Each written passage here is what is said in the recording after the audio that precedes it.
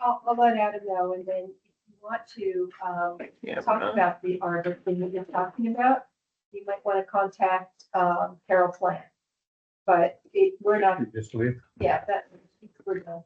But at any rate, I'll contact. It's got a background on, but it's not. Yeah, this is the only thing that it does not work for. It works for my Integrated Teams. webcam. It works. Oh, I know. It definitely does not work. Well, It should be here. Been on call anyway. Yeah, maybe we could put something along. Okay, so You guys are. I don't know. You and Adam, so I'll let him know where we are with the grant. And you and he can work it out. Admitted that we're But anyway, so online. Wednesday is off as far as.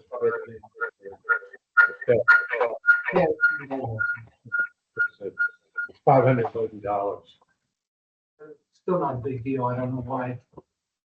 Yeah, I know you should not. Okay. It's, no. We're not gonna export data. We don't need to do that. We'll get it done. Okay. See ya.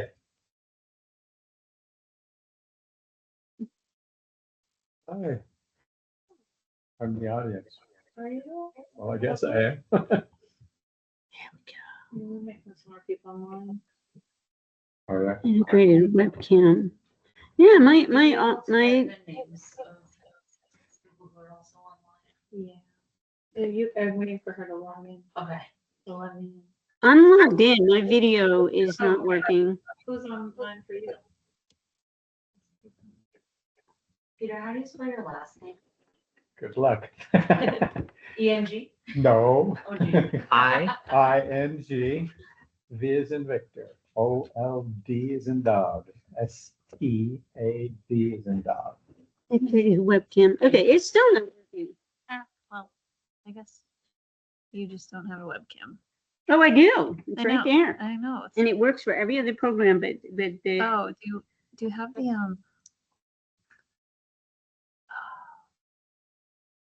I know I've seen you before because you were on. was it hot chocolate? your screen. Oh, yeah. When you were explaining your work. a You have little bit, Melissa, a couple times for the select board. Frank Harris, and Chris Surratt. Chris with a Dress with K. SURRET. U-R-R-D-T. T-T-E at the end. Surratt. French.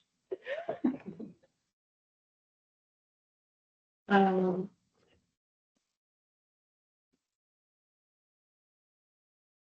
sorry, I don't know if I know you either. Don Lawson? Okay. And you're part of the, No, I'm just sitting in. sitting in? You're not, you are the audience. Trying to stay involved.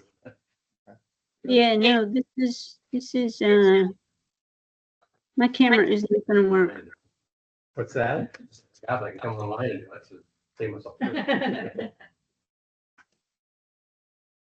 didn't see the online piece in the newspaper article. You know, that you could get it. It's in the agenda, but it wasn't in the hearing notice, but there'll be another one next month, which is going in the paper, and it has the link in there. Link in it. Okay. Okay.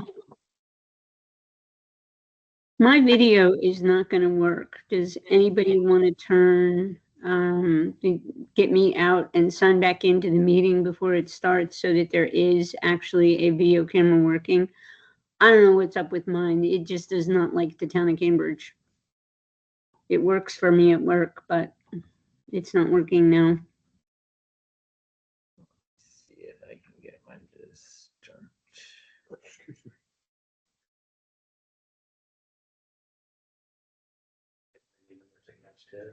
I heard it.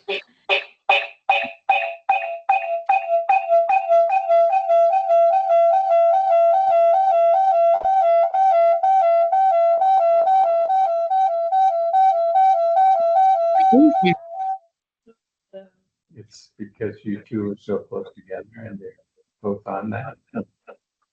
Yeah, if you both have your audio on, it'll echo. You can mute. Are you on the Teams? No. Are you on the Teams? No. That's upstairs. That's good. So the school bus is going by and People Wow. driving really fast on that road. I'm not complaining to the select board. Do you want me to try? good luck with that. I heard that gets You nowhere. want me to try and join? What? Yeah, that gets nowhere. That's what they told you on School Street, did they? No, it's good. I like it. Good.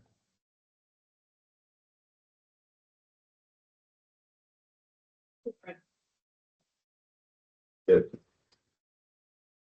I Time to- guess that. I wouldn't have to find it, right? Yeah.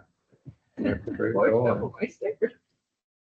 Nice. okay. Do you have everything you need, Jordan, so we can get started? Yes. You good to go?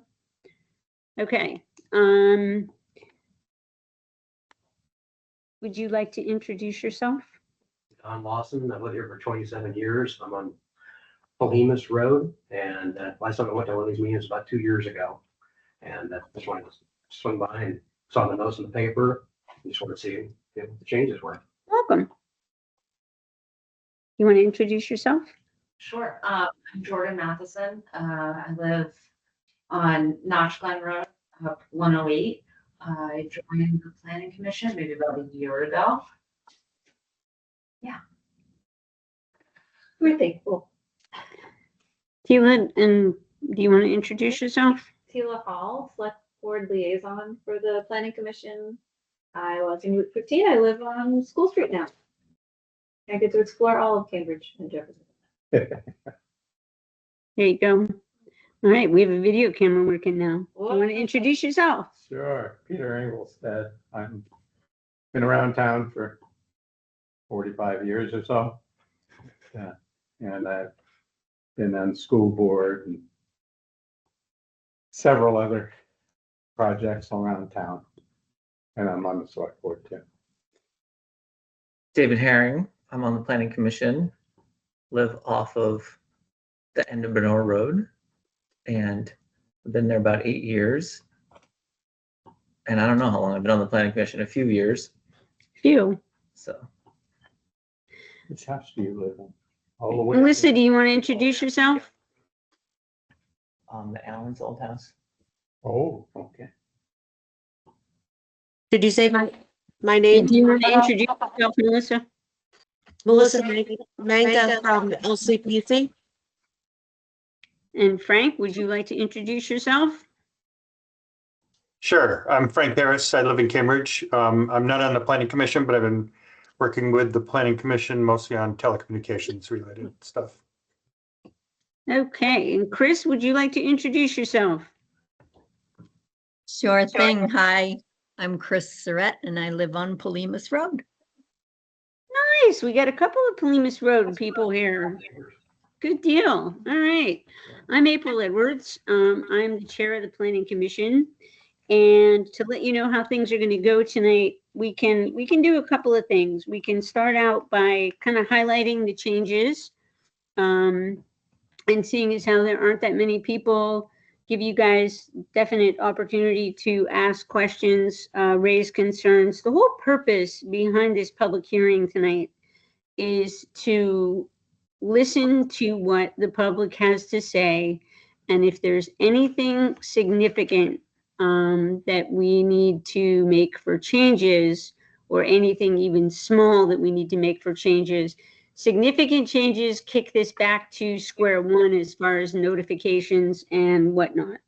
If they're small changes, you know, like little grammatical things or not changing the intent, the clock keeps ticking. But this is your opportunity to voice concerns, ask questions, and learn more about the subdivision regulations. So I am going to officially open the public hearing.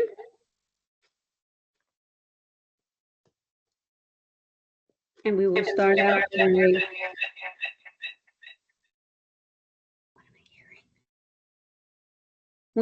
by having Gage maybe highlight some of the changes. Melissa has a question. Melissa? I was just wondering if you have multiple computers on. Because there's an echo, it's hard to hear. I'm gonna turn my mic off.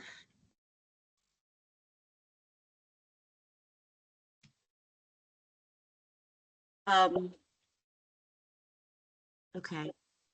And April, was it your mic that's hosting the meeting?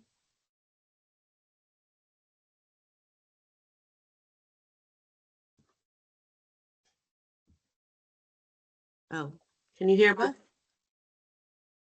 My camera is not working for the town of Cambridge. I don't know. So if you turn yours off, I turn my microphone on. Mine Dave, is can you on. be the host so we can make sure we have a recording of the presentation later? And then just use is. If I get out, is it gonna kick everybody else out? Perfect. Okay. Does that work, Melissa? Can you hear? There's still a bit of an echo, but it Well, seems April's like that's computer's what it is. off. I don't know who else is in, but Okay. It sounds clear to me. It's much better. all right. So what I can do is go over a few of the things that the planning commission has been working on this for quite some time. We've reviewed a lot of the neighboring towns, subdivision regs, zoning regs, et cetera, just to get, a look and feel of how they have done it. We've had, multiple meetings, different people who have participated. We just had a new person join the meeting, Paul Hansen. And so there's a list of things really that we've been focused on after having conversations with the DRB and the rest. But some of them are more minor, some of them are slightly more significant. One of the more significant things is there's a sketch plan process. The whole idea of a sketch plan is to get informal feedback early on in front of the DRB. The way the current subdivision regulations read, you have to get an approval or denial of the sketch plan, but the DRB, and then you could also appeal that to the, what's it called? The environmental court. But really, since sketch plans aren't required, what we've done is modified the whole process, removing the approval or denial, and instead making them as suggested or recommended, but not required. And the goal is to get quick feedback from the DRB before people put significant time, effort, and resources in. So that's one of the changes that we've put forward.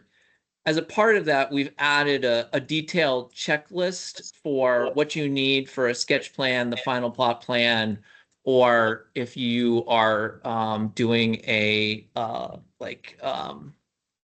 boundary line approval, which the administrative officer can do. So we put in a checklist.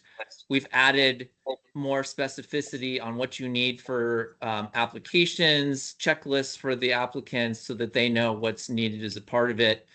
And also as a part of that, we've added in explicitly that as a part of the application process, somebody who applies is providing Melissa, I'm getting it from your computer. Maybe if you can go on mute while you're not talking.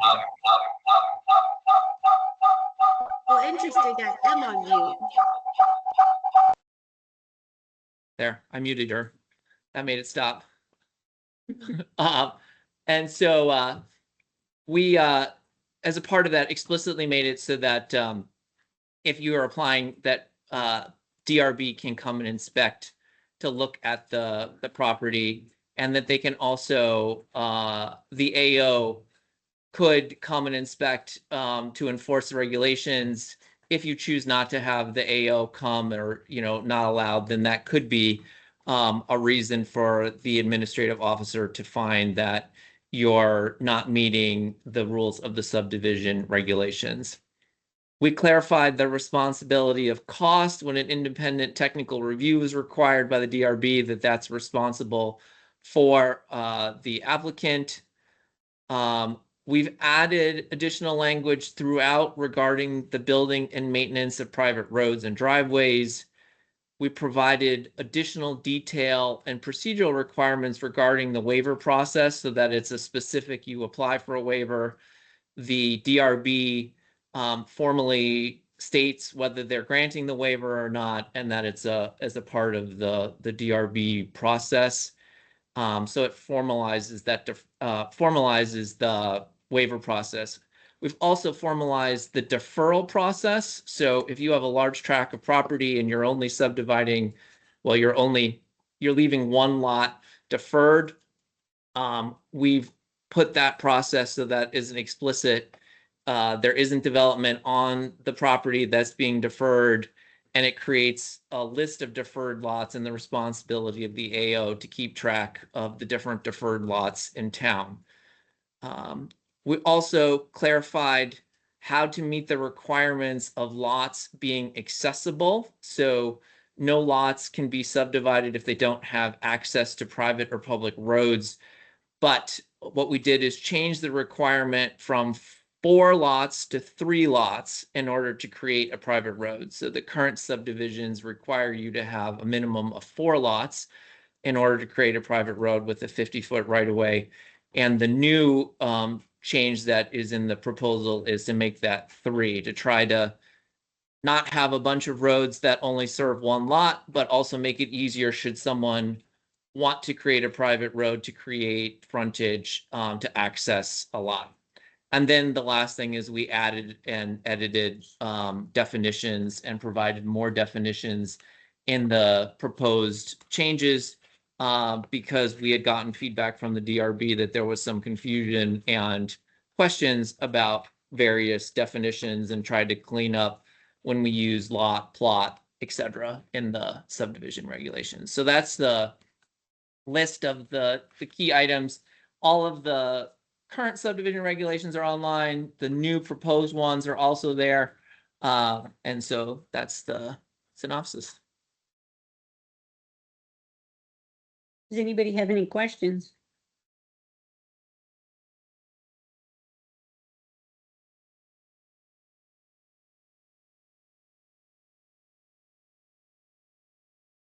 Go ahead. With the changes, I printed off a good portion of it here, but I just had the subdivision that's set for 2025.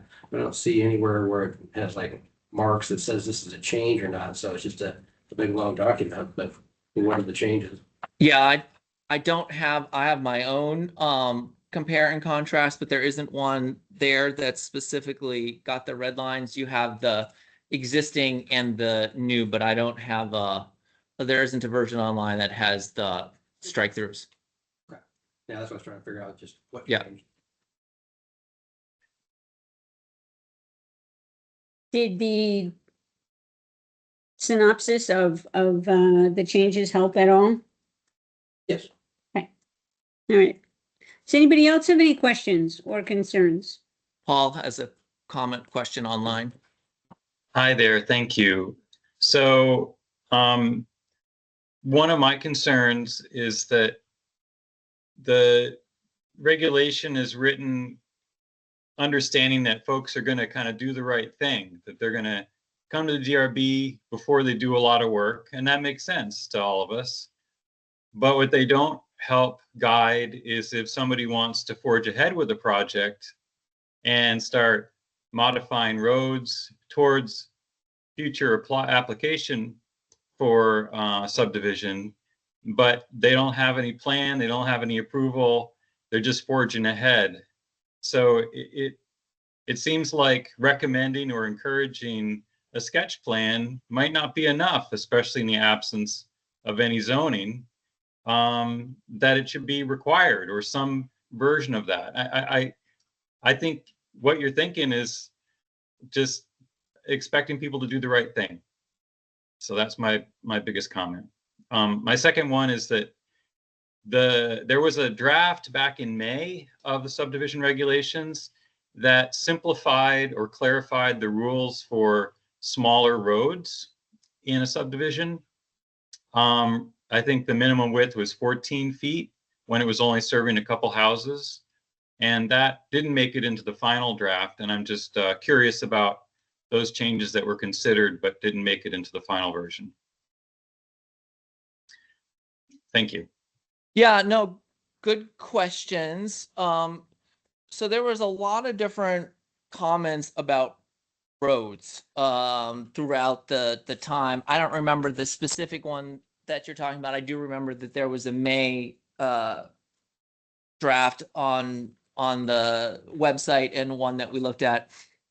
There has been feedback, really trying to both allow people to create roads and to be able to access properties, but also to have orderly development so that we as a town don't have a lot of, small roads that are difficult to traverse or hard to get to, or don't allow for emergency vehicles, et cetera, to get out to them.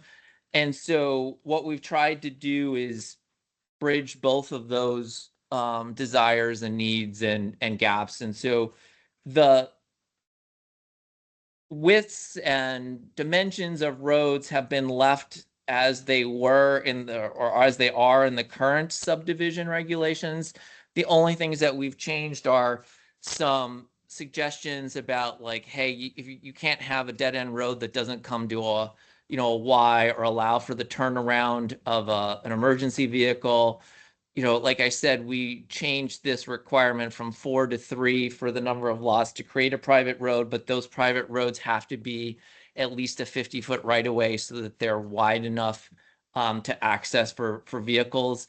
And new roads they currently, and they still need to be, but we've explicitly put it in there, you need to have the sign off of the town highway administrator so that the roads are in place. As to your point about sketch plans, I definitely see your point. The question is like, since, even now you don't, in the current subdivisions, you're not required to have a sketch plan. If you bring a sketch plan forward, the DRB will approve it or deny it. But if they deny your sketch plan, there's nothing that will stop you from putting a final plot plan forward. And so, as you said, without zoning, the only way that the town has to review any work that's going on a property is through a subdivision regulation process. If you don't apply to subdivide your property, you can build driveways and other things on your property, and the town is not involved. Though we do understand from LCPC and others that Act 250 is starting to look at roads and getting involved in a variety of new scenarios where they don't today.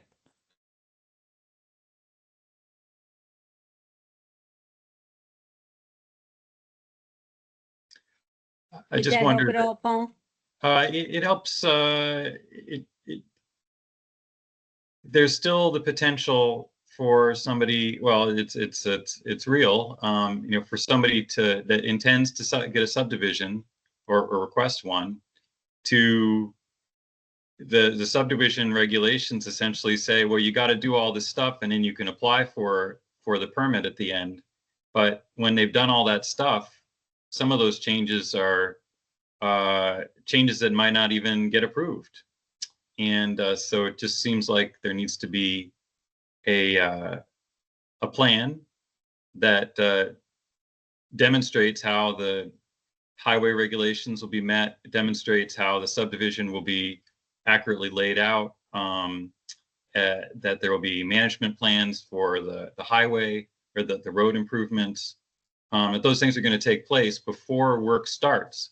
Because once somebody's already been ripping things up and digging ditches and laying down gravel or sand or whatever, construction is underway without any sort of approval, even if the goal of that whole project is to ultimately subdivide. It just seems kind of backwards to not have an approved plan that has been reviewed and is accurate before work is underway. substantial work for even for years. That's my concern.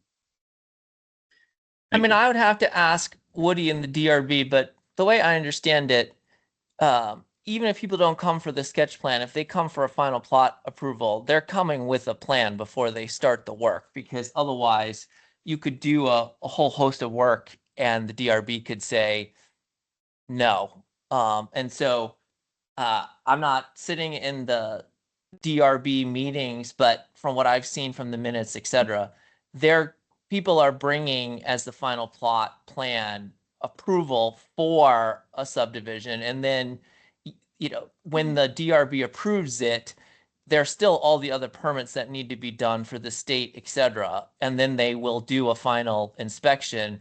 And if you haven't met them all, then you won't be able to get the deed and the clerk to sign off on it when you try to sell the property. I think we agree that it would be a really bad idea to do a whole bunch of work and to ultimately not be approved. My concern is just that the subdivision regulations allow someone to do a whole bunch of work towards a future subdivision that may or may not be adequate, and a lot is done, roads are built without it being a project that will ever happen. Because it won't meet the requirements. And so by there not being a plan before that work starts that's approved, just encourages there to be a project that's either half done or that requires some sort of waiver. Like, hey, I built the road, I did this, I did that, y'all got to approve me because I've been working on this for a long time, whatever. So I just would like you to consider this scenario where someone is forging ahead on something for whatever reason, rather than what you expect, which is that someone would have a plan, get approval, and then break ground on the project and build the roads and do everything, and then get final sign off to get the subdivision. It just feels like you're missing a step in circumstances that could just lead to a lot of kind of unhappy outcomes for neighbors, for road development, and so forth. Thank you. Paul, do you have an email that we can contact you at a later date?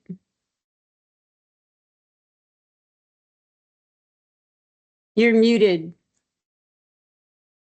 Yep, you have it. I'll send you another note after the meeting, and we can follow up from there. Perfect. Thank you. Yeah, I'm actually his neighbor, and it's the same issue. And I was going to just see what happened with the board meeting, so on, and talk about this, later. But this goes back to 2 years ago, and I do remember getting the board meeting then, where a road was built. I won't say who did it, and so on, but a road was built, no approval or anything else, wasn't built to standards and so on. And then all of a sudden, and there were plat drawings and things at that point, but nothing was up to standard, and the town said no. You have to redo the entire road, build up the standards, base, and everything else. And the hope was that this other person wanted the town to take it over, and the town said no, it's a private road. Our shared road that I've been there for, since the Crossmans were there, you probably remember now. In any event, they're in the Crossmans' old house, the fourth people that live there. But any event, I have the paperwork here and everything else for when that road was initially built, when they built the homes there, and it was done properly with town approval and so on. I have the paperwork for the town, again, the select board or development board approved the road construction and so on, how it was done. And then all of a sudden, like 2 years ago, all of a sudden, the whole side of the road is being sheared off with, I don't know what purpose, hasn't told me. Maybe it's going to widen it, maybe he's going to do something else. No idea why he's doing it. But I actually have some pictures here of before and after, and you won't believe it. I mean, he just dug the whole thing up, and there's water filling up the whole side. I'm actually worried about the road caving in on the side. It might be, I don't know, it could be a wetland issue. It could be because there's wetlands on the other side, cattails and swamp and so on. What's this all going to do to that? And then with the road, when it was approved before, it actually said it wasn't built to standards, but it's on the base of the town road. And then the town, so it was a town road before. Actually, it was at 41 or something. And so the town road existed, and they built on top of that, and you put fabric on the roads and everything else to build up standards at a time. And that meeting 2 years ago, they said, no, that's grandfather, you have to do it differently if you're gonna build a road nowadays. And that's why that person ran into problems last time. So in any event, now, all of a sudden, here, we're the two properties, or two users of the road anyway. I don't actually have property on the road. It's an easement to it, but that's my only exit out of the place. I'm actually concerned if he takes the road out or somehow gets destroyed. What happens to me if I need an ambulance or a fire truck or something else? Somebody needs to make sure that they're doing it right. And I don't think they're road construction experts. And matter of fact, when they first started doing it, it flooded and went up the road and everything else. So he's got a great point there. Here they're already doing it. And then maybe, asking for forgiveness later and getting something done. But in the meantime, we're kind of stuck. So this is a private road that one person has ownership of? It was the old town road, and then the Bill Plemus's property going down and to where the Crossmans, then Chuck Plemus built the house, which is what I'm in. So in any event, the approval was to extend, just, kind of build up the old county or town road. And it's been a town road class 4 forever. And also in the last town meeting, it's kind of disappeared off the road map, but it was a class 4. It was all known as a class 4. And in any event, I and the Crossmans were, maintaining it. So I, plowed or graded or whatever, but that's it. We're the two. But the property on the other side belongs all the way down, belongs to the other person who's never been involved with the maintenance of it or anything else. And all of a sudden here, after 27 years, digging up the whole side of the thing, it's all getting flooded with water and it's just a mess. We had some pretty long conversations about roads and agreements, getting into developments and whatnot. Like road maintenance agreements? Yep. Yeah. So the bottom line is, people should all agree on it ahead of time. They should have some kind of plan ahead of time. The town should be able to say, hey, what are you doing here? Are you going to destroy, other people's access, block their access? Are you going to, divert water somehow? Because there's a lot of water filling up because he has a drainage ditch going across that actually meets up there, kind of plugged it up a little bit. My guess is eventually gonna, drain it back out, but. Yeah, I have similar issues on my private road as well, and we have a shared road maintenance agreement. Sure. But it doesn't matter because my neighbor's still in a couple and they're part of it. So that's just, I think one of the issues too with private roads is it's hard to enforce. Right. And That's one true. one of the things, it's kind of a spoiler alert here, but we actually are going to hear from the Lamoille County Planning Commission. Going this way, their house is back that way. And so here it was just like 2 months ago, trees along the whole side, nice green. And fire trucks had come down before and propane trucks, and everything else. All right, so it looks great there, right? Well, then that's me putting gravel on it. Before I had Tate Road drop gravel off, keep it nice to maintain, trees and so on. And now look. That's going down to his house. This is all trees before. It's all ripped up. All right, he's got these giant machines here. And then here's the next picture. Look at that. Where it's got a couple of big ditch diggers in there and all ripped up. And then here you can see going up the way you saw initially with the trees. Look at this thing. Yeah. And then, it's full of water and so on. And then also it's like, what are the asphalt pieces, everything else in there? What's he gonna put in there for a ground fill? I don't know. And there you see water filling it up. So there's what the road looked like before and now. So anyway. Again, I was gonna save that for a later time, but So the backstory. So to go back to what I was saying, it's kind of a spoiler alert, and I'm not sure what's going to happen. And this is as honest as it gets. I don't know what's going to happen. The Lamoille County Planning Commission has applied for a grant, and that grant would allow the town of Cambridge to explore the type of planning that they would like to see in the town. And I think these concerns are very valid, and as you get more and more people, we're one of the very few towns that does not have zoning. And I think it's time to determine what the people who live in the town of Cambridge want to see. And that's what this would do. And I hope that you take the opportunity to participate in that when it does happen. Because we're hoping to really invest some time with some third-party people that have nothing vested. No, you're not gonna move my cheese, none of that. They've got nothing vested. They just want to know, they're gonna present, these are the types of planning that you can do. These are the types of things, the type of language that you can use. This is where you can get started. And figure out whether or not the town of Cambridge wants to do that. Because subdivision regulations really, you don't have a lot of teeth. You don't have a lot of teeth. You can have all the shoulds and shalls in place that you want to have placed, but the reality of the situation is if you have an issue, environmental courts, where you're going, because we have nothing. We have nothing to go by here.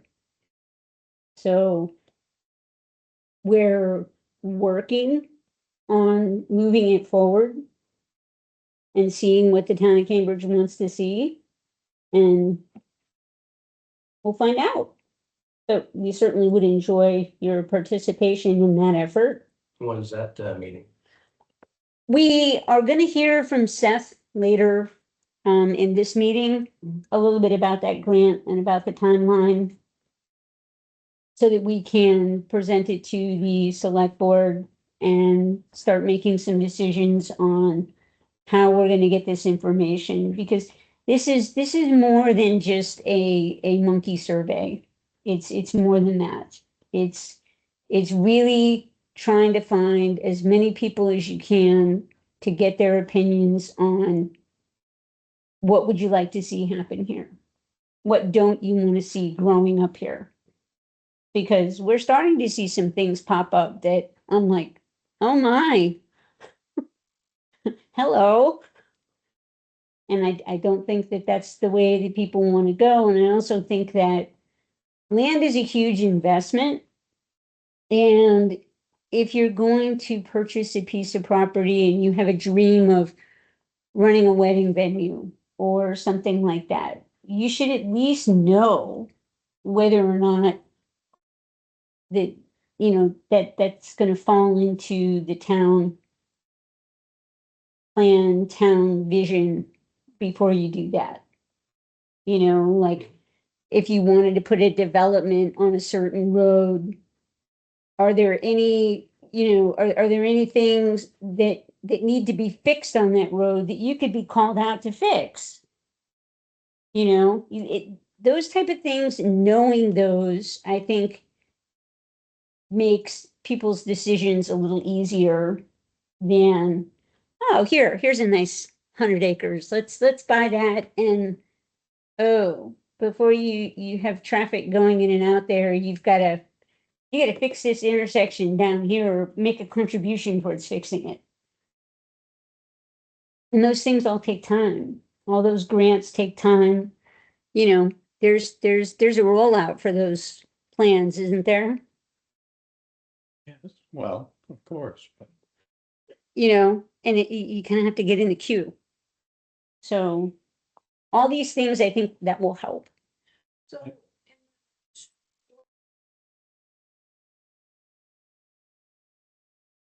Hi, can I make some remarks? Sure. Oh, thanks. Just a second. Julia just asked a question and then. Oh, sorry, I didn't hear. Yeah.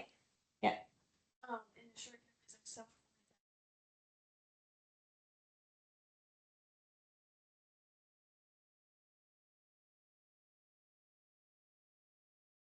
Called Eric and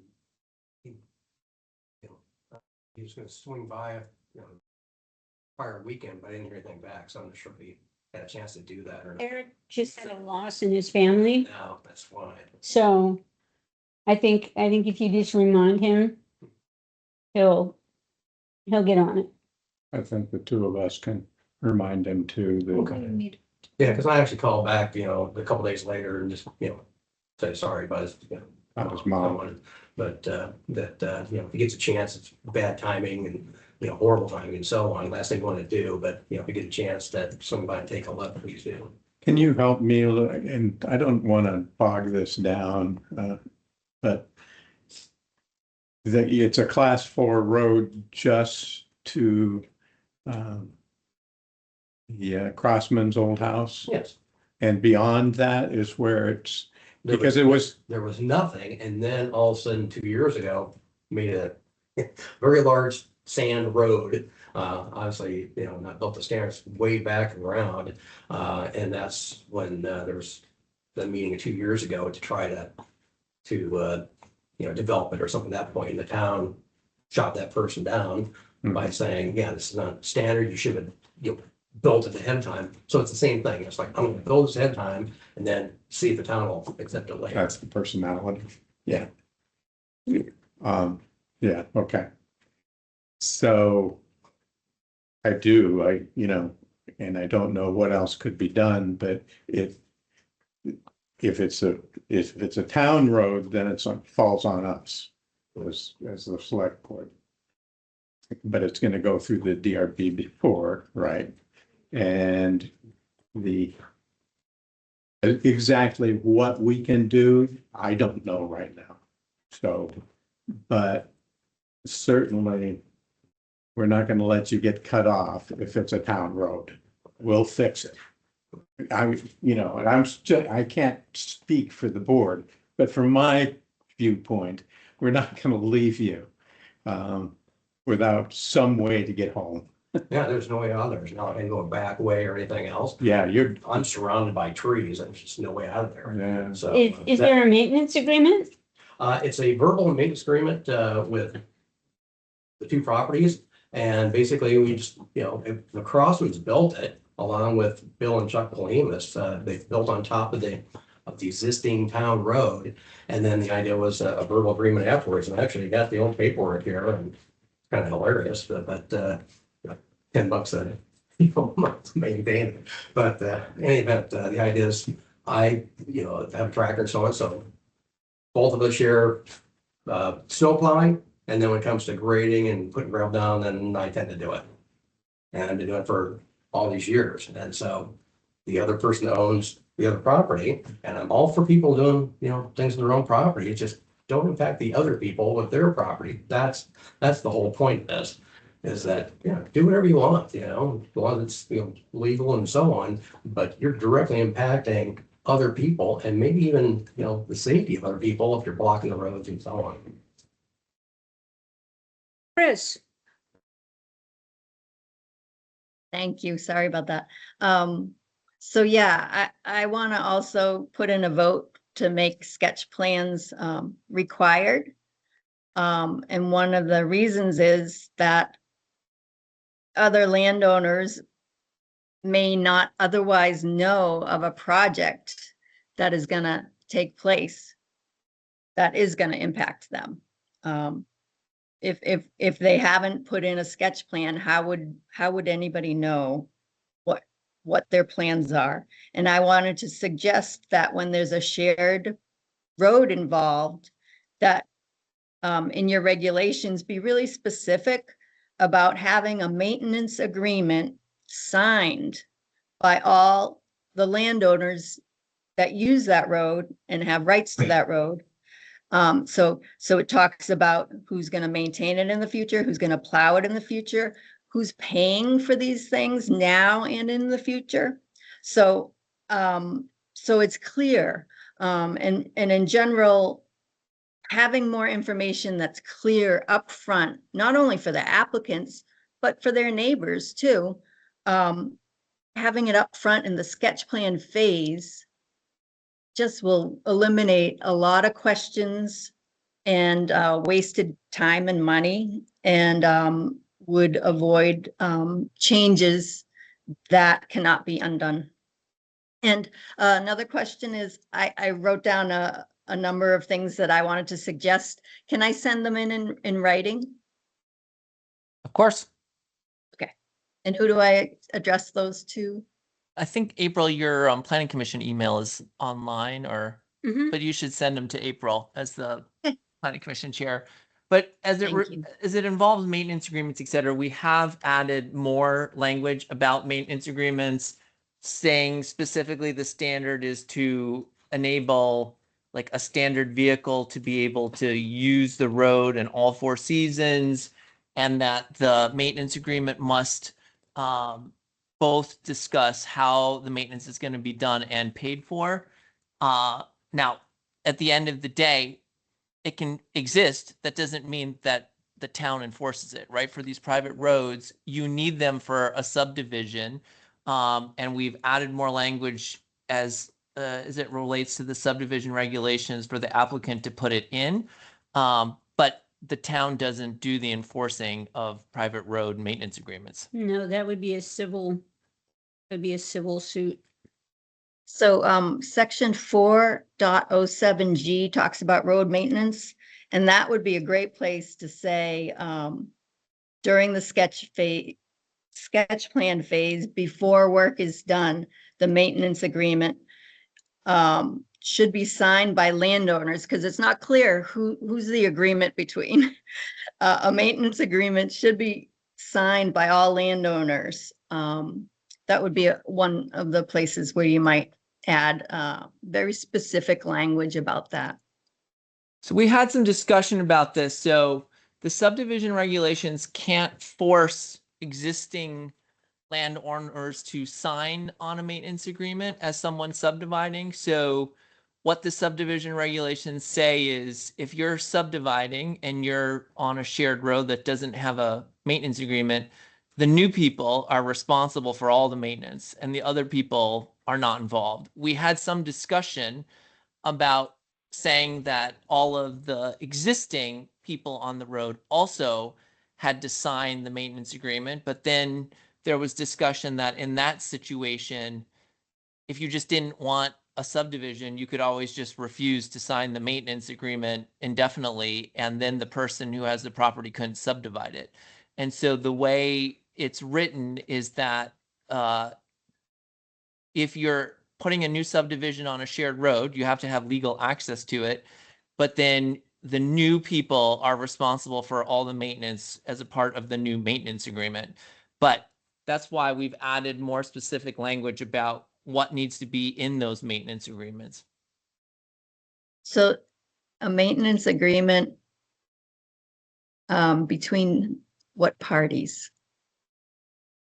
So let's just say that there are 2 parties on a shared road and one party has is going to subdivide his or her property.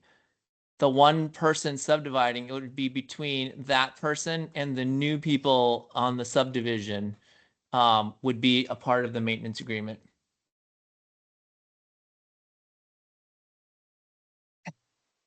Thank you.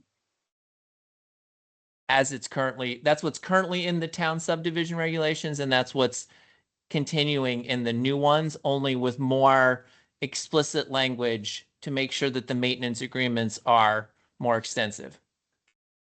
Do I understand correctly that your neighbor who did the damage is, because of this, what you just said, is responsible now for all plowing to your road? Right, which, when you said that, I was like, well, that's pretty interesting because he hasn't done it for. Well, only 47 years. only if he's got an approved subdivision. Right. Well, okay, there's a new problem then, because one, we're all being forced to watch the road get bigger or whatever's happening. He hasn't told me anything. I have no idea what he's doing. And so all of a sudden, am I gonna be maintaining a bigger road? Is it, gonna do whatever? And I don't wanna be forced to do something I don't wanna do. And so when you said that, well, if we disagree and don't sign off, that he's gotta do it. But then if he doesn't build up to standards and so on, which it doesn't look like it, then you reject it and then we're left with a mess. How long is reasonable for him to finish what he's doing? That, between those pictures, 3 weeks. Those 2 giant, excavators ripped it apart. I actually did pretty much most of that in a week. and then kind of playing around with it, moving the mud back and forth, get the water to drain. I guess, it's how fast is, the DRB and the select Right. board to act. Right. Um, And that's why I was hoping that Eric could come take a look there because it's moving at lightning speed. And then all of a sudden we're winter and Most gravel Spring pits flush. close November 15th. what's that? Most gravel pits close November 15th. So we gotta get you through the winter. But anyway, I'm looking at she sits right next to me at the select board too. I just don't want to say something. I can say things as an individual here. I cannot represent the board. Understand that. Neither one of us can. But private roads and the maintenance of private roads are major, But I guess, point of friction. Yes. But this is not a private road, correct? If Is it it? was, Clear. okay, so, It's a class 4 in a paper I have, it's like Highway 40 or County Road 41 or something. And so when I was at the meeting 2 years ago, we went in there and it was class 4 road. And then afterwards, I well, maybe it's private road because the highway map stopped at Clean's house because you don't plow down there. But that's the highway map. So, when did it become, in order to make a class 4 road or any road that the town maintains, a private road, it has to go through the select board. There is a process where That's the paperwork that I gave her that was approved when it was approved to change it from a class 4 or to keep it as a class 4. no, I just had to build it up to add to. But there was no, It's an there existing road was, with a base that was, and so on, and that they just helped. But this is like, we should take this offline. This Yeah, is this- it's fine. okay, so we've got a few more people here. We have Josephine Alling and Victoria Helling and Roy Schiff and Jessica Clark. Do you guys want to introduce yourselves? Roy, it looks like you're up. You're muted. Hey everyone, my name is Roy Schiff. I'm a water resource engineer with SLR Consulting, here to talk about some flood mitigation. Okay. All right. And Josephine? Hi, I'm Josephine. I'm a water resources engineer with SLR. Okay. And Victoria? Good evening. I'm Victoria Helwig, a regional planner with Lamoille County Planning Commission with bad internet, so no camera. Okay. Hi, Tori. And Jessica? Jessica Luistos with SLR, here to talk about flood Okay. mitigation. All right. So And we also have somebody else too. Doug Osborne. I don't. Oh, hi, Doug. I don't see you on here. But okay, so it is 5 of 8. We're going to wrap up this hearing. Unless anybody has anything else to comment or say. And if you guys have any questions, forward them to us. We're going to have another public hearing next month, the third Monday. It will also be here at the library where you also can make public comment. And, like I said, the whole purpose behind this is to get the public comment so that if there's anything that we need to change, but I also want to, bring to your attention that we are hopefully, with securing this grant, going to be exploring what people are looking for planning in the town of Cambridge. So with that being said, do I hear a motion to bring this hearing to a close?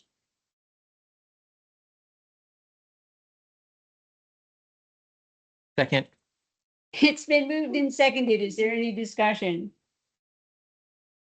All right, all those in favor of closing the public hearing signify by saying aye. Aye. Aye. Those opposed? The motion carries. We have closed the public hearing.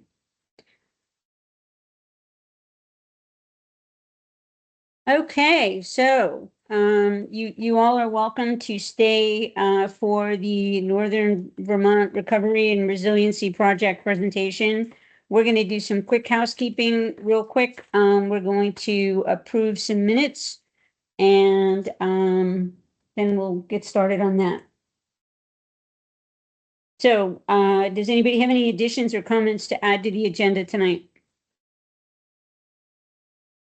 Hearing none, we'll move forward. Meeting minutes for October 20th. Does anybody have any comments or concerns, or do I hear a motion to approve them?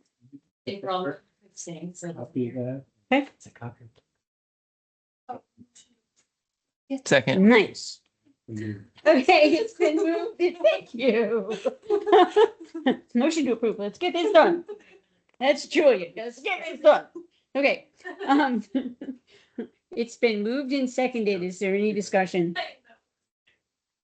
All those in favor of approving the minutes from October 20th signify by saying aye. Aye. Aye. Those opposed? Motion carries. The minutes from October 20th are now approved. All right, so moving on to the Northern Vermont Recovery and Resiliency Project.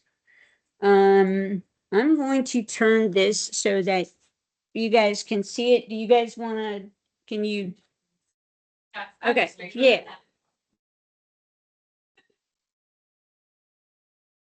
All right, you guys want to get started? Sure. Melissa or Tori, did you have anything you wanted to say first before we dive in? Yes, just a quick intro before passing it over, if that's okay. While everyone's getting settled, I just wanted to reintroduce myself, Tori Helwig with LCPC. The Lamoille County Planning Commission is a part of the Northern Vermont Economic Development District, the NVEDD. The district received a planning grant through the Economic Development Administration to support long-term flood recovery and resiliency planning in the Northern Vermont region. Part of that project has supported ongoing community engagement and technical assistance around flood recovery from the July 2023 floods. It's also supporting the drafting of a long-term recovery and resiliency plan for the region, which will be available for public comment the 21st of November through December 5th. And it also includes hiring SLR, who's joined your meeting tonight, to update the Lamoille River hydraulic flood model and perform some alternatives analysis for flood mitigation projects in target communities along the Lamoille River, including Cambridge. So happy to take any questions you might have about the overall project, but if it's all right, maybe Jessica and SLR folks can jump right into the flood model. Sure. Thanks, Tori. And I'm gonna share some slides. You can see some images of the model output and some results. Can you see the title slide? Yep. Okay, great. Well, as Tori said, I'm Jessica Luisos. I'm one of the team of water resource engineers who's been working on this project. We also have Roy, Joe, and Doug, who've also been working on the project. And the folks at LCPC have been a great help and kind of shepherding the project along. You all have experienced quite a bit of flooding. The image at the top showing kind of the flood receding from 2023. We're going to be talking about specifically a tool that we have to kind of quantify that flooding and kind of the overview of that hydraulic model that we've created, as well as getting into some alternatives we've tested. So first off, just kind of where the model is. We have had the Lamoille model in Cambridge for a few years, but what this project done has actually connected into upstream and downstream communities to create kind of a comprehensive model for the Lamoille River. This is something that's kind of unique in the state. And, you know, I know you are mostly concerned with your area. So zooming in there, there's about 17 miles of the Lamoille River and about 1 mile of the Seymour and the Brewster tributaries as well, going up through. And then, as I said, it connects into the adjoining communities as well. This model has been in place in Cambridge for many years. We have used it for some alternatives analysis in the past, including around Pumpkin Harbor Road and some design projects in the Jeffersonville Village as well. And this project is kind of adding to it, adding the tributary and adding additional detail. So just diving into what it looks like, we have very detailed information at different cross sections. So kind of these lines going across the land. And just to orient yourselves, I'm sure most of you are used to looking at maps. We have some labels there. We also have the topography shown here. So this is the LiDAR elevations that form a basis of the model, with kind of the blue area here, the river itself, with lighter green being a little bit higher, kind of the low floodplains, darker green, kind of higher land. You can see the buildings that have been in. The roads and bridges have been included as well. And as you rise up inland, kind of it's this red-gray color, just as a basis to look at these maps. As we are looking at the model, we often work in the cross-section view where we can add specific information, like using land cover to add roughness so we know how fast the water might move across the surface, making sure features like roads, like Pumpkin Harbor Road, are included, and adding more specific maybe survey data or the best available data in the channel, in addition to the 2023 LiDAR, which kind of forms a lot of the black line, which represents the land. And then when we run the model, it fills up the water. You can see here one particular flood kind of shaded in blue. And for this one, it is the 2-year flood. And this is showing that even for the 2-year flood, water is kind of filling up the channel and getting out onto those adjacent floodplain areas. One of the big inputs is the amount of water that we see in the river in any individual location. The flows are input into the model at all of the blue areas, so all of the different watersheds have flows put in. And this model, as part of our update, was updated with very recent draft FEMA flows that were created in July of 2025, which include information about the recent large floods. So these new calculations do take into consideration the trends with the large floods that we have seen. So thinking about what the model can tell us, many of you may be familiar with these updates, but we wanted to give a list.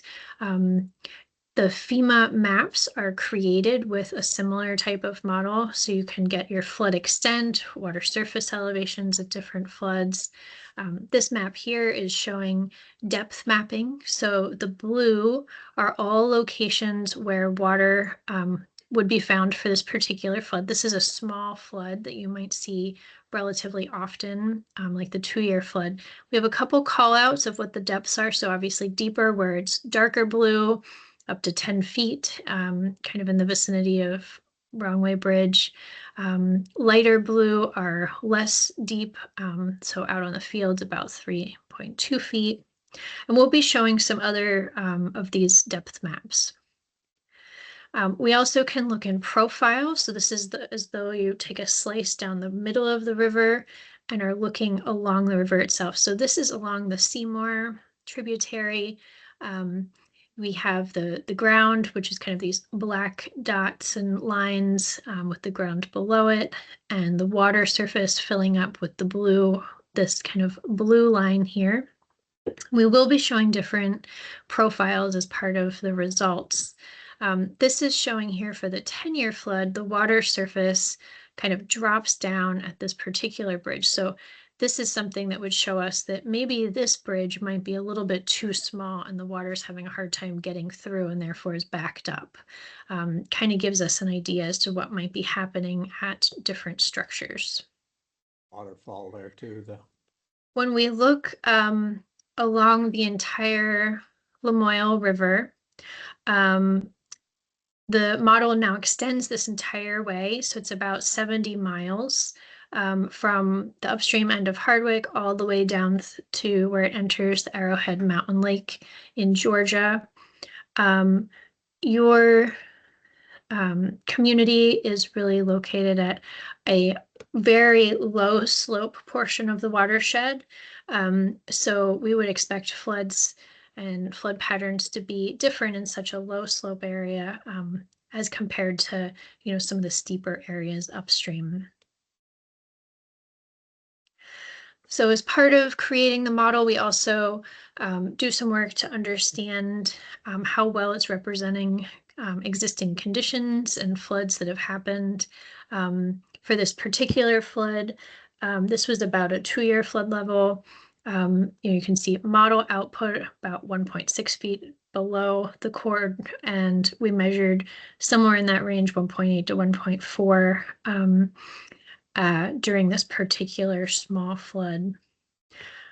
We also have some information from the July 2023 much larger flood. We're seeing from the comparison of those watermarks that the accuracy is pretty good, about 1 foot different. And this level of accuracy is very good for comparing alternatives and being able to look at different size floods and understanding the flood patterns. I'm going to show some depth mapping. So maybe take a second to orient ourselves. So we have Route 15 on the north side coming across the Wrong Way Bridge, Route 15 through the village of Cambridge, Pumpkin Harbor Road up here. And we've called out a few locations that have some depths marked out. So this is a small flood, about the 2-year depth mapping, and you can see the water's not up onto Route 15 for this size storm event, but it is really out onto a lot of the floodplain. So water is getting out of the channel and out onto the adjacent lands. I'm going to flip you through some larger floods. So we have a 10-year flood, water starting to get out onto Route 15, 50-year flood, up to 3 feet over Route 15. A large flood, 100-year depth map is here. So just to give a kind of comparison of what the floodplain is looking like for these different floods and kind of what depths you might expect in different locations. And I know you've all lived something very similar than this more than once, many of you. So kind of have a feel for what this looks like on the land. What we're doing with this model is that it gives us not just a means to look at what has happened in the past, but a means to look at what we might be able to do to mitigate or reduce flooding through different projects. Many of you are likely aware of some flood mitigation projects that have been done actually in your bigger municipality. In the village of Jeffersonville, there was some bypass culvert put in, as well as a much larger bridge at the Greenway Trail. And those are some examples of kind of reducing constrictions by either widening bridges and culverts, allowing more flood to get under roads or around road embankments. Sometimes this is done also with removing filler buildings or floodplain reconnection, where you're maybe creating more space for the river to kind of get out onto floodplains. We can also use the model to understand how we can better protect our infrastructure by looking at velocities and flood patterns and things like that as well. So I am going to turn this over to Roy to get into some thinking about what some specific alternatives that we have looked at using the model at this point. All righty. Thanks, Jessica. Can you all see and hear me okay? We can all see, but Peter's. No, it's fine. You I can hear can see okay? this one. We're good. Yep. All righty, thanks. All right, so I'm going to pick up from the overview of the model and talk about some of the alternatives. And we received some lists from the LCPC, as well as talked to people around town, did some of our own field work. And we have a list of alternatives here to test in the model. One of the first things, here, let me see. I just want to make sure I can point. Printer. Okay, so I have a pointer. One of the first things we heard about is that there's sediment and debris built up in the Wrong Way Bridge. And if you look carefully around the bridge, you can see some of that. And as well as the potential to restore a little bit of floodplain on the edge of the Gates farm fields. We also heard about potentially lowering a couple floodplains around the village. If you recall from some of the photographs Jessica showed or some of the flood mapping, some of the areas are up higher, and those areas potentially could store a little more water. There's a buyout taking place right along Route 15 in the village, and there was a question, if we lowered land there, could we get some flood storage? And then finally, we want to think about the bridges up the Seymour and along the Lamoille for potential flood mitigation and reducing constrictions. So we'll start at the Wrong Way Bridge. There's been a history of flooding here, and a lot of it has to do with some of the debris buildup that fills two of the bays partially, one pretty full, the first bay to the south, and then the second and third bays from the south have a lot of material in them. Water does get over there, and it does scour out a channel, but there's an island built up, and that really limits conveyance through the bridge. So one of our first questions was, does the blockage of that material and the potential removal of it improve flooding? You can, in the topographic map, you can kind of see the approach to the bridge. Then there's the gap where the bridge is situated, and then Route 15 turns to the east. And you can see some floodplains that are low, as well as a couple channels that connect the Seymour through this, what we call a flood chute, an island, and the bridge sits right here. So it's not efficient for water to get through the bridge structure. And here's a cross section looking at the upstream face of the bridge, elevations on the left, distance across the bridge and floodplain are along the bottom. And the purple shows the proposed floodplain in front of the bridge. And the black line shows where the current land elevation is. So you can see there's a 5-foot average back up on the left side of the bridge facing downstream. Here's a shot right at the downstream face of the bridge, and this is actually showing the bridge itself. The gray structure is the bridge, and you can see the 1, 2, 3, 4, and 5 bays that exist in the bridge. And again, the black shows the existing ground. All that is filling a pretty substantial portion of the bridge on the south side. And then you have the proposed floodplain where we clean all of that out. And what we're modeling here, and we often use the terms just small, medium, and large flood. These are the floods that may happen, have a 10% chance of happening in a given year, a 2% chance, or a 1% chance of happening in a year. So the top one's analogous to about a 100-year flood. And we're showing the difference in flood elevations when the bridge is clogged and when it's not clogged. And you can barely see the difference in these lines. In the large flood, it's about a 1/10 of a foot lower when you clean the bridge out. In a medium flood, it's 2/10 of a foot, and in a small flood, it's 3/10 of a foot. where you start to see a little more improvement, and you can sort of see some thickness on the line. I'm zoomed way out so you can look at the whole bridge facing downstream here, but the lines are just barely dropping upon clean out of the bridge. This is the profile. Again, here's the bridge located in this spot.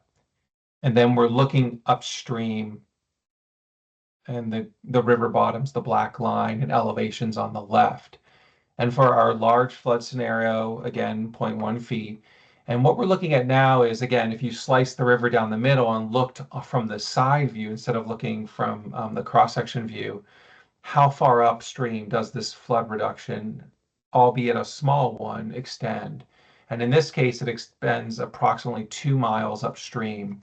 So, if you look at the small flood scenario, you can see that in the blue line, which is the existing conditions, there's a pretty big top hat at the bridge, and that about cuts in half when you clean out the bridge and drop it. The flood flows 0.3 feet, and that tapers moving upstream over 2 miles. So it's a small benefit, but it is an improvement and a benefit, and suggests that maybe the bridge should be cleaned out so it can more efficiently pass flooding through there.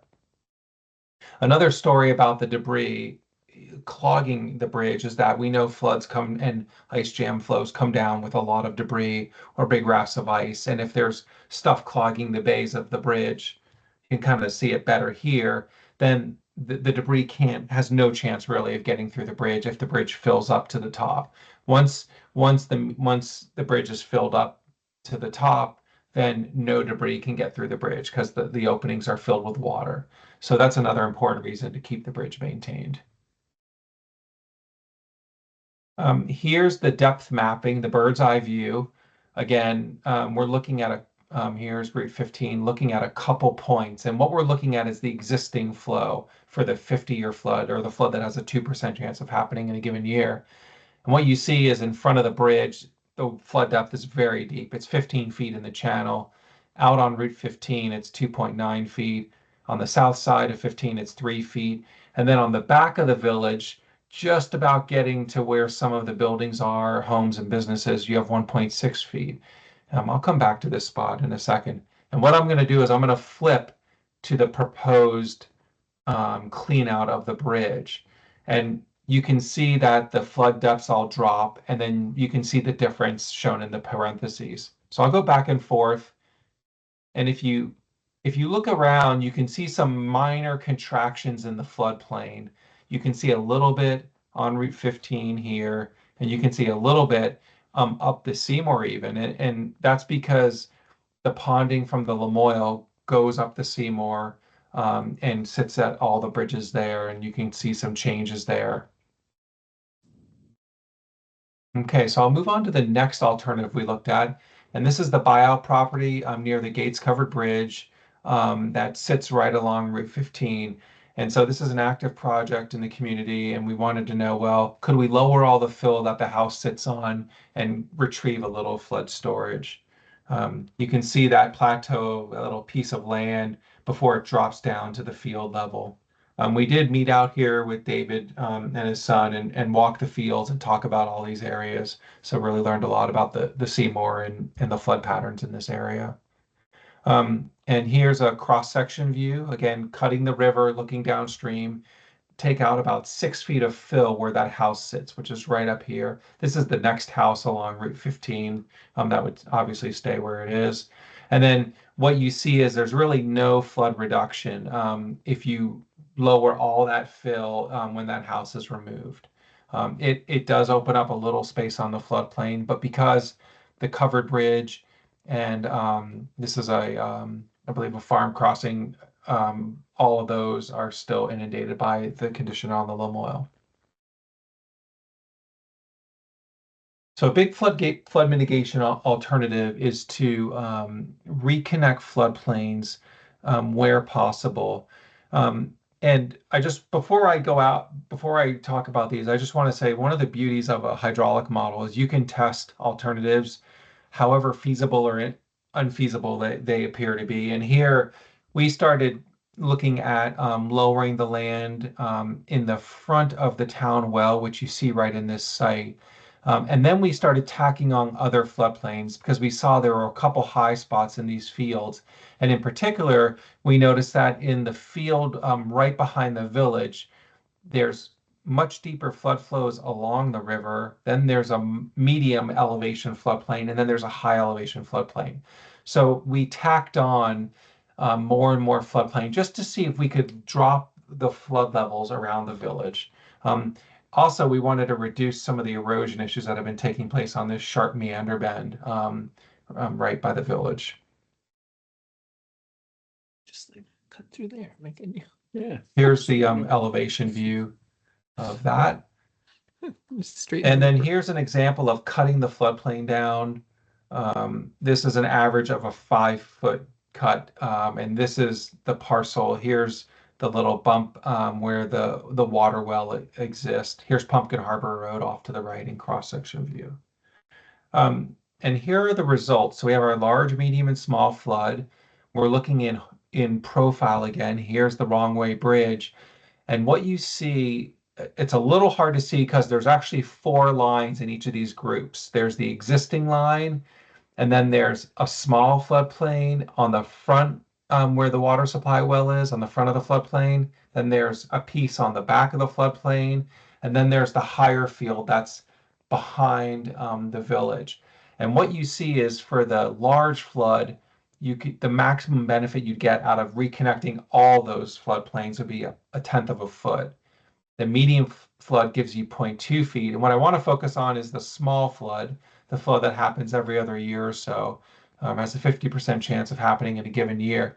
And what you see is you get 3/10 of a foot lowering. So you can knock down all these floodplains. They'll be fairly expensive projects, moving a lot of fill.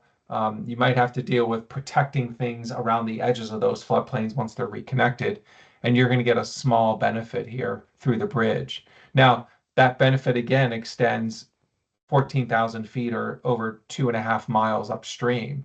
So a pretty substantial benefit for along Route 15 and some of the houses and properties in that area. And here's the depth mapping from the bird's eye view, existing and then proposed. You can see a little bit of contraction on the edge of the floodplain along Pumpkin Harbor, a little bit along Route 15 in these areas as the flood flows drop. The final thing we wanted to look at was what is the potential maximum benefit if we were to change the Wrong Way Bridge on the Lamoille and the Pleasant Valley Road Bridge. We had heard that there's some flooding on Pleasant Valley Road, and the model suggests that. And so we started testing all different alternatives of widening the bridge. And then we said, let's just show or think about what the maximum potential conveyance through the bridge would be. And the way we do that is we just simply take out the bridge. And then if you were to go back and design the bridge, you would have a very wide span and slowly build that bridge back and then see when you can create a bridge that's invisible to a large flood. And so we thought it was instructive to kind of share these results. However unrealistic, we're not taking out all the bridges or proposing that.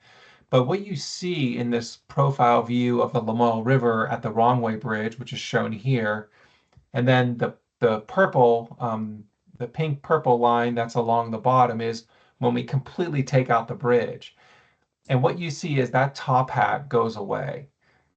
And the water now flows uniformly through the former opening of the bridge. And this means that if you had a bridge at this spot that was wide enough, you could get rid of 0.4 feet of flood elevation for the small and medium floods, and you can get rid of 0.2 feet of flood elevation for a large flood. Now, you can imagine in some of our testing, it feels like you need to almost double the Wrong Way Bridge size. And then you could elevate it, and then the road would stay drier over this very massive bridge structure. So it'd be an incredibly expensive project to get about 0.4 feet of flood lowering. And again, that extends, 10,000-ish feet upstream, so a substantial flood reduction. Here's the profile on the Seymour, Gates Covered Bridge, the Farm Bridge, and then eventually Lower Pleasant Valley Road Bridge moving upstream. We took all those bridges out.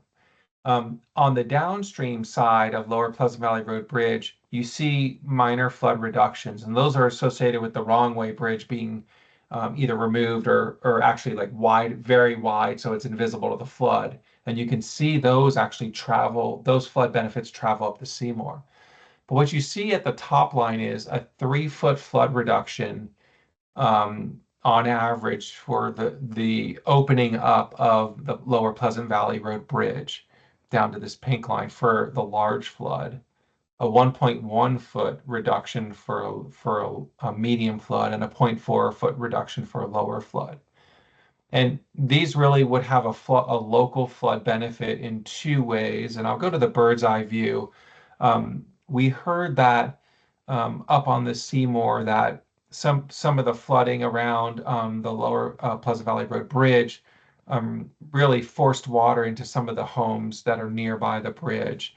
And then we also heard that water was directed out from the bridge once it was either clogged or filled and would come down into the village and create sort of almost backdoor flooding rather than sort of coming out of the Lamoille floodplain. So there is a potential project here to update the Lower Pleasant Valley Road Bridge. And I'll go to the proposed conditions, and you can see some reductions. And if I flip back and forth, in particular, if you watch down towards the bottom of the screen, you can see the contraction of the floodplain away from a couple buildings in the area. So this bridge appears to be a constriction on flood flows, as well as a smaller constriction on the flood flows on the Lamoille at the Wrong Way Bridge still exists there, even if you were to clean out the bridge. In summary, if you clean out the bridge, you get about half of that flood reduction that you see here. And then if you were to, hypothetically remove, but really widen the bridge almost twice as wide, you would get the rest of that flood reduction to fully drop the flood flows through the Wrong Way Bridge. So I think that's about it. We'll pause there, and maybe I'll stop sharing my screen so I can see you all for a second and we can talk questions. I have a question. You said that the model is accurate within about a foot, but most of these mitigation steps are showing a reduction of, 1 to 3/10 of a foot. So am I misunderstanding, or is that within the margin of error, making them insignificant? Yeah, it's a good question. I guess our view and normal hydraulic modeling practice is that when you validate a model to a certain level,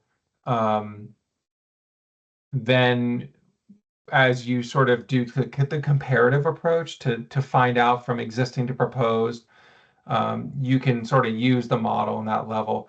If I were to use the model to say, identify the exact flood level of a given type, we would say we can get within a foot.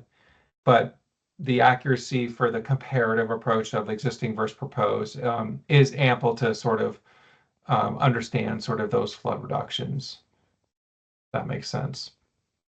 So the relative amounts that I guess they think are accurate, even though the exact amounts aren't. Correct. Good question. Did you look at the Lower Pleasant Valley Bridge there by their house? If you took that bridge out and moved it up to the Bryce Road connection, have you looked at that possibility? And if it would, what would it do was maybe save the 2 or 3 houses right there at the corner as you're coming down the hill. That bridge is pretty old. It's Yeah. probably in the future to rebuild it. Should we be thinking about rebuilding it farther upstream? That's a great thought. We didn't actually consider, at least Jessica, please chime in, but we hadn't heard about that idea and we didn't consider moving it. But I think it would be an alternative to consider for sure. And we could test that alternative in the model if it goes up that far. I have to look exactly where that road is. I think the main thing we learned is that the bridge opening itself is a little wide to tolerate these large floods in the setting on the Seymour. So if you can open that, if you could get that opening up or move the bridge to a different spot, you definitely reduce flood potential in that area. Yeah, one thing that we heard from folks walking around after the 2023 flood was water kind of jumping out at that bridge and going back behind homes and through homes and into the village. And that's something that it's a little hard to show in this type of model, but we know that it's like an additional benefit of that bridge being changed. I guess the other piece of that is how much water is being backed up out of the Lamoille through that bridge the other direction, going upstream and making it happen anyway. Yeah, well, the modeling shows that as you approach Lower Pleasant Valley Road Bridge, the stream bed starts to gain elevation there. The lower Seymour is pretty flat and really influenced by the backwatering, the ponding of water at Wrong-Way Bridge and on the Lamoille. And again, the Lamoille is so flat in this area, it's 0.03%. It's a very flat river. But as the Seymour starts to pitch up, that's where the bridge sits. So if you open that, more water will get down into that sort of bottomland area.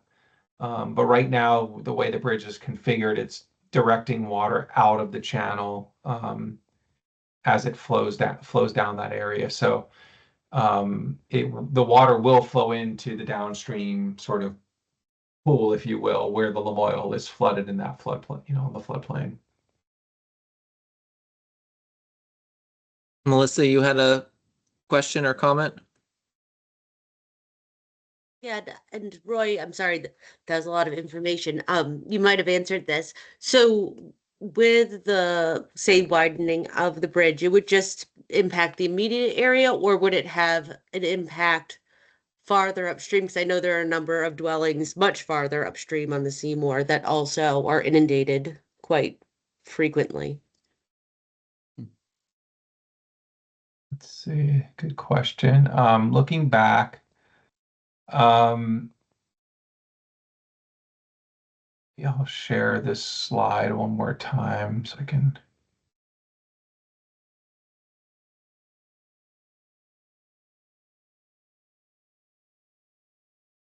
Okay, can you all see that? Yes. Yep. Okay, so we're back on the profile of the Seymour. And what you see, this is station 2000 and this is 6000. And you still see a lot of separation here. So what that says is that it goes beyond a mile upstream from the bridge, the flood benefit. Mm-hmm. And I'm trying to remember, Jessica or Josephine, I don't know if you remember if this is the end of our model or if we have more. I feel like we have some more. When we made the figure, I might have cut it a little short here. That could be the end, because I think we were asked to do a mile up the Seymour, so I think it does end there. All right. But based on this, it looks like there's additional flood benefit beyond a mile because the existing and proposed modeling water surfaces haven't come back together. So there'll be benefit further upstream. Thanks. I think the road I had in mind was a county road along the Seymour, which is quite a ways up, but I know that many of those homes on that road are regularly flooded. Okay. But it's interesting. It's good to know that the benefit would go even beyond the model. I guess, so you didn't look at the bridge by the power station there, which is almost up to the T in the road between the upper and the lower Valley Road. The abutment on that bridge is, we're getting to the point where we need to replace that bridge. But there's a waterfall right behind the bridge, or a pretty sharp right turn and a bunch of outcroppings and so forth. So I don't think just fixing the bridge or moving the bridge would, because of the landscape around it, would do much, but I'm curious if you, so you didn't actually look at that bridge at all, correct? Yeah, no. No, okay. Because that's right above what she was just talking about and could affect that area. One thing that's nice about this model is that, you know, if somebody wants to kind of look at a planning project there, you know, we could extend it and kind of add that in. This is like a nice kind of base model. And as there's projects in the area, you know, we can either add more detail or potentially extend it further upstream, or maybe even add another tributary. Thank you. That would be great. I have two questions, but I don't want to take airtime away from members of the community if you're No, go ahead. waiting. So first question is follow up to the Seymour River Bridge. We looked at flood elevation levels. Are there any velocity reduction benefits? I'm thinking particularly the stretch of homes along Mansfield Avenue and North Main Street. I know folks who had water coming in the 23 storm said that water was moving pretty fast when it went through their homes. Yeah, so anytime you widen out the bridge or the channel, the velocities will drop. So yeah, I don't have a slide of that prepared, but we know there are flood velocity reductions along the Seymour, and that's prior to it sort of getting down onto the Gates Fields, where it literally slows down because if both rivers are up, the Lamoille, you know, will be backwatered and out on the floodplain. So it will slow down the velocity along the Seymour for that alternative. That would be for the final piece helpful to see, because the sure, we can add that. Yeah. Just noting everyone in Cambridge Village is on-site septic systems, so scour is, you know, a concern for impacts to those in that infrastructure, even though it doesn't show up as elevation in the model. The second piece is, in some other settings, we've seen the compounding benefits of different alternatives. Are there any from the floodplain restoration projects in conjunction with the bridges here? Yeah, that's a good question. We didn't, I kind of held off on, we held off on sort of doing that combo model, just sort of to get some feedback. But if you're interested, we're happy to sort of put the best benefits together and sort of see if they compound. I think there's a chance that you'll see a bit more lowering because you're getting conveyance through the bridge, but also a little extra storage on the downstream side of the bridge. So the two should work together to bring, you know, to add a little more flood storage, drop those flood levels.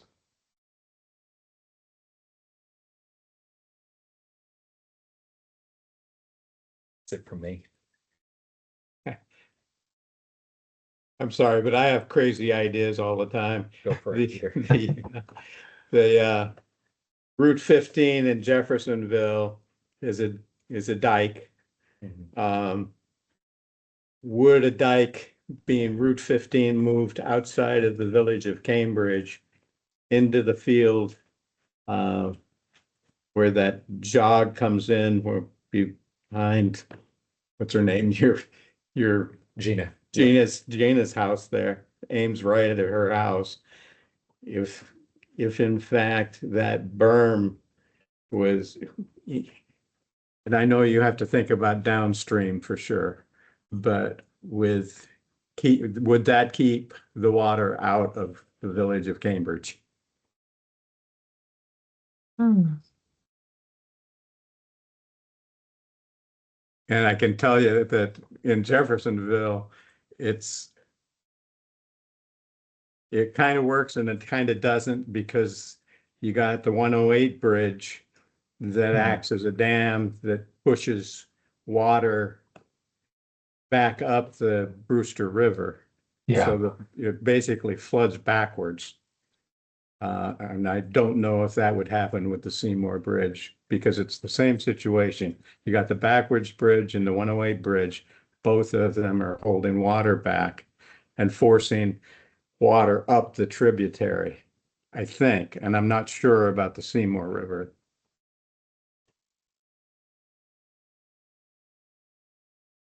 I guess I wasn't completely clear where would the berm be, or elevated road?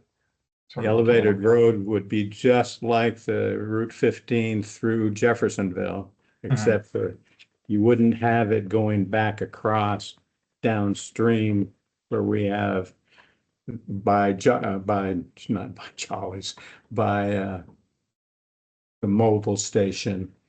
It crosses back over again.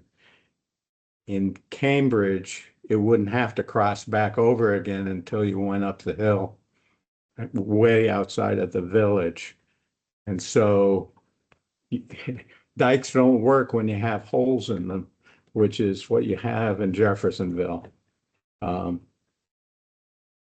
Although the box culvert you put in Jeffersonville worked very well en route on the 23 flood. You could see the water it was like a venturi. The water was moving faster on the outside. It really worked well. And I know you're working on a plan for 2 more box culverts in Jeffersonville.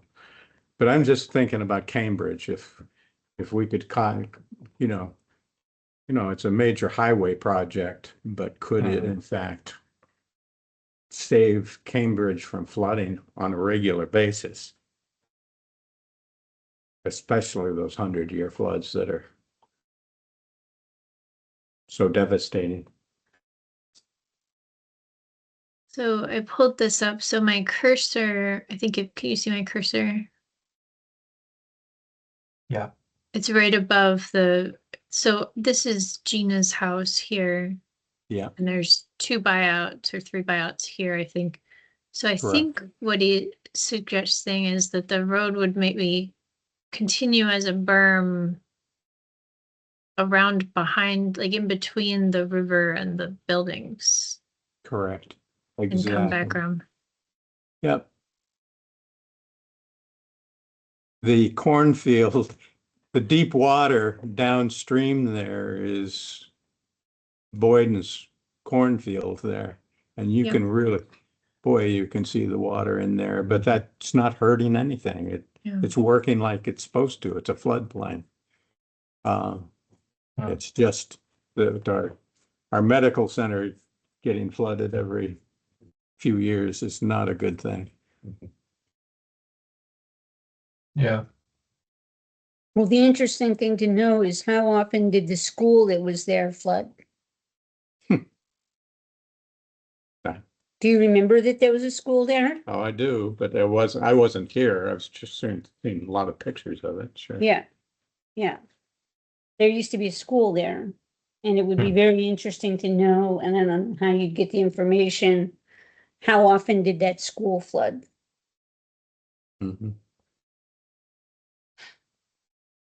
Well, and I guess historically, the bridge that is now at the Shelburne Museum, there were 2 bridges there, and did it cause different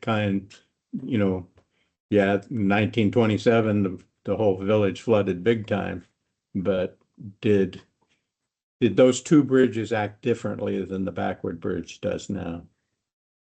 I don't know if you can research that or not, but be As interesting. far as to know. what's underneath it?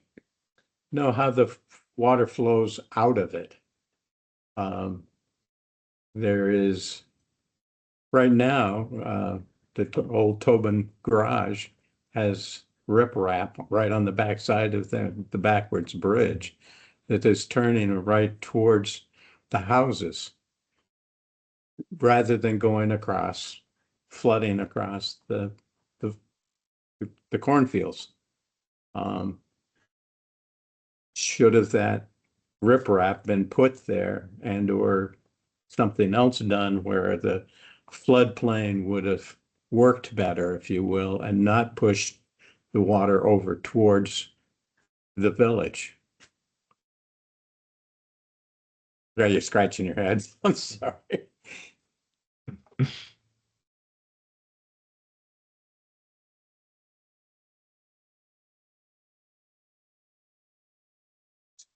So this was all about Cambridge, and I know that you're doing a study for us for the two culverts that are going in by the granary.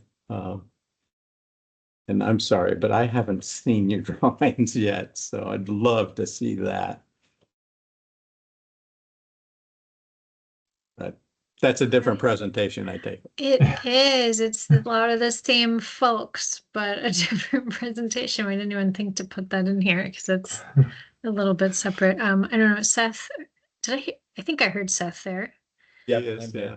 Did you have an update for him on that project or maybe Well, we do have similar readouts to this for that that project. I think the big takeaway for that is significant surface water elevation reductions on Man's Meadow around the senior housing. And we definitely can get those to folks to look at. So you have the concept sketches. And I did see that. I'm sorry. Okay. You did send that to me. Okay, so you do have that. The next step for that project is LCPC worked with the town administrator and select board to submit an application for the community development block grant, disaster relief funding that would include the preliminary and final design and implementation. And the board that makes those awards is meeting on November 20th, which if you look at the calendar is soon. Yeah. We're all waiting to hear if that is awarded, the next step would be to do the next stage of design, which would give more detailed engineering plans. And I know for that project, there's a lot to coordinate with other things going on in the village, like the Greenway extension and the potential parking issues for the businesses in the vicinity. So that's when all of that would be looked at if that's awarded. And we're working on actually getting a surveyor in to survey the Greenway for us right now, and hopefully going to do that over the winter here. Yeah. One question, there's a couple of questions I have on that project, and it's, I'm sorry if I'm pulling you away from what you were trying to do here. But one is in the silo space. It really needs, in order to have the most effective use of that property, we need to have a swale that goes across right along Main Street and out towards Route 15 that needs to be a foot or so lower and raising the property over on the other side where there is a depression there. So as we're surveying this for the Greenway, we would like to know if we're screwing things up for other things here. Yeah. And in fact, if that's part of what you're talking about for the 20th, is that going to be part of the design, is the silo field? think, Jessica, correct me if I'm wrong, but the design for that, the drainage way really starts at the granary property. It did not include the silo space for that project. That doesn't mean it's not a good thing to work on, but they're currently separate. Correct. Yep. Yeah. So do we have to do another study, 2 studies to get to the point where we can cut that swale? I'm not sure exactly where you mean, Peter, but do you mean along route or? It would go on the north silo. It would go where the gravel parking area is, right across from Three Mountain Roofing. Would go along that parking area and then swing around the brownfield and straight towards your existing culvert, so that we drain the water out of that field in one direction and it's not going towards Maple Street. We want to keep the water going towards Route 15 and following Route 15 down. So I guess you can think about that for us and make sure that we're not messing with your plans, and how is it best for us to, it was part of the design that was part of that transportation study that we did for the Greenway. Okay. It is in that, but it's just a preliminary, it's not. So anyway. Does anybody have any other questions or concerns?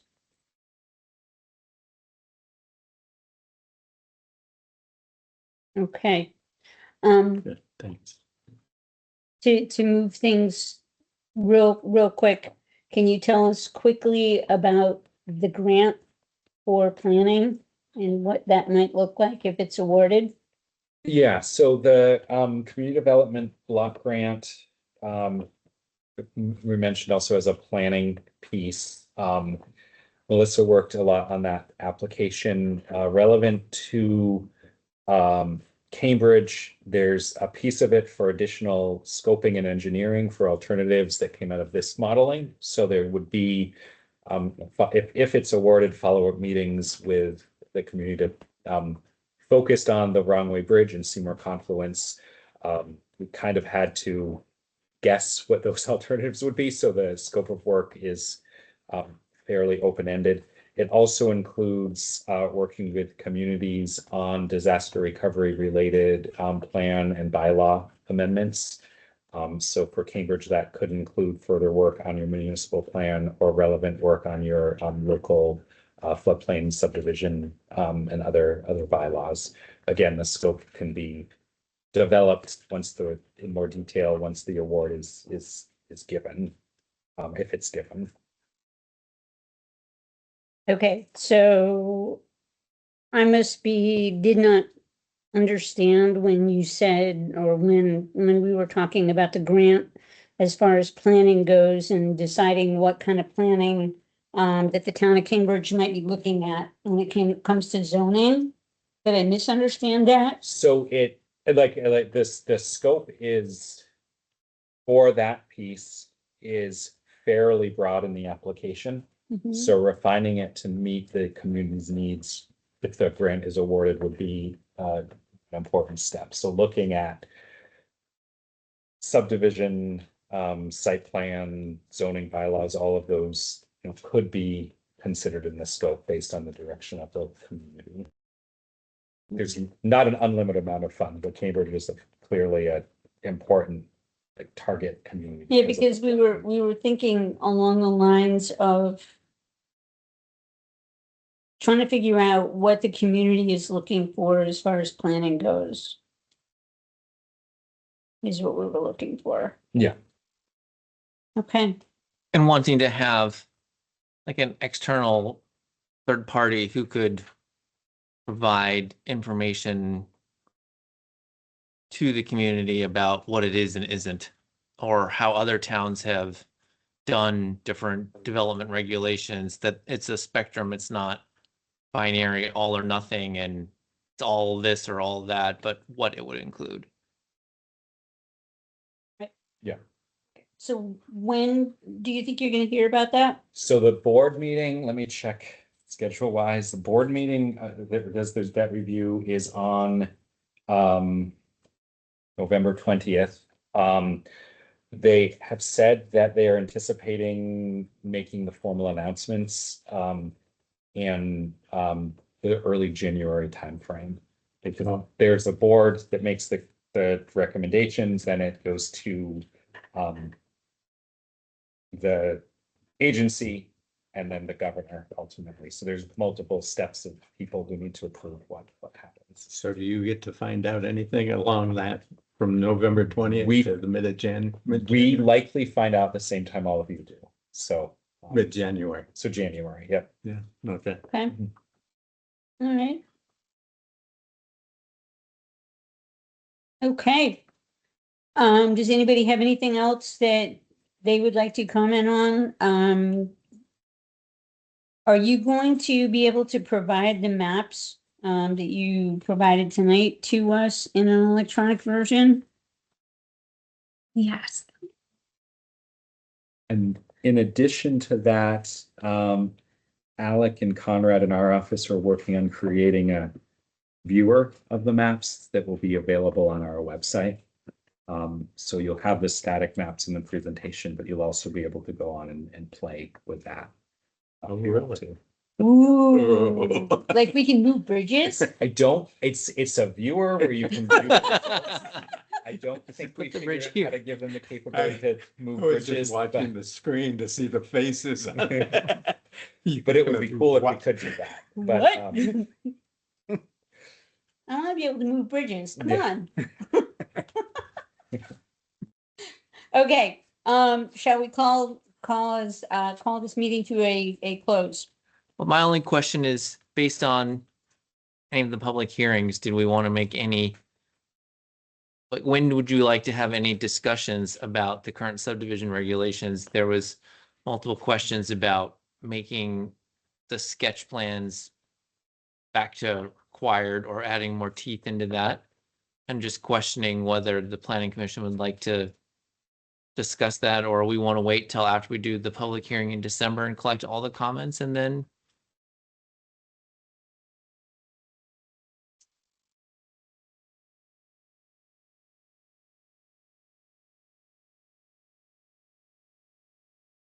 And I think we've That was had my take. previous discussions about how we don't really have tea. Right. Right. I think the only thing that resonated for me was if you require a sketch plan, they're publicly, like there's a public notification. And so you, as an interested party, might hear about a project before it's in the like final plot plan in the But- earlier stages. It might be a dissuader to people who Well, were. where does that start and where does it stop? You know, as far as the rules for that go, you know, because you can be working in your sugar bush and putting in stuff. No.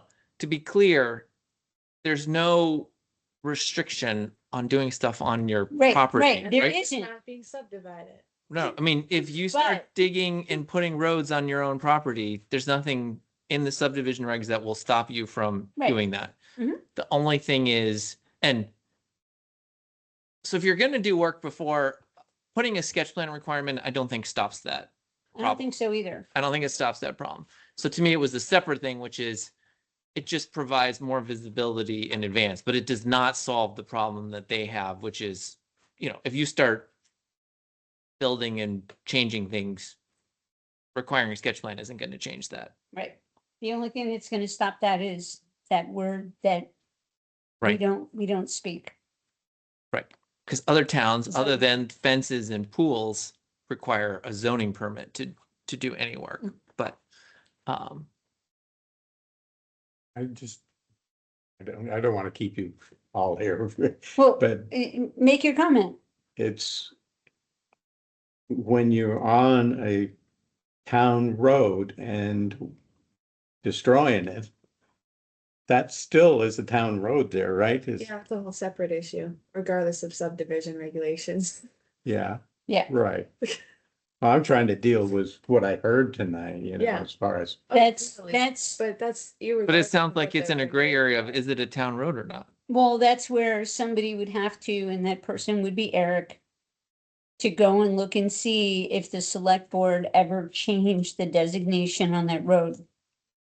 Because as long as we're making comments, there's quite a few roads that the select board needs to change the designation on, because I'm tired of plowing people's driveways. oh, we don't want to get into that one. But thank you. You know, you don't pay for plowing my driveway. Yeah, so, no, but from the Robbie's and Sugar House down, the question is that a public road? You would have to go have Eric look and see And whether or not the select board ever changed that designation, because the select board are the only people that can change that designation. Am I right? Where do we get a grant to change all the private roads to town roads so we don't have to deal with any of it? So there's a, that's a, Ooh. that's a deep pit.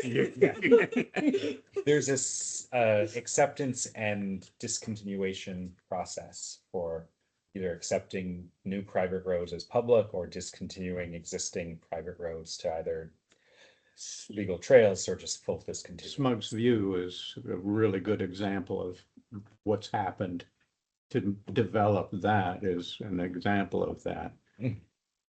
But there is still struggles with that one too. And who's responsible, the person at the bottom of the hill or the top of the hill or all above? So, but you said one thing that got me thinking, which was, is it being plowed by the town? Is that road being plowed? Peter, you would be scared if you knew how many private driveways were plowed by the town. That's what I'd like to find. But I heard him say, And sanded too, dude. but I heard him say he was plowing the road with his tractor.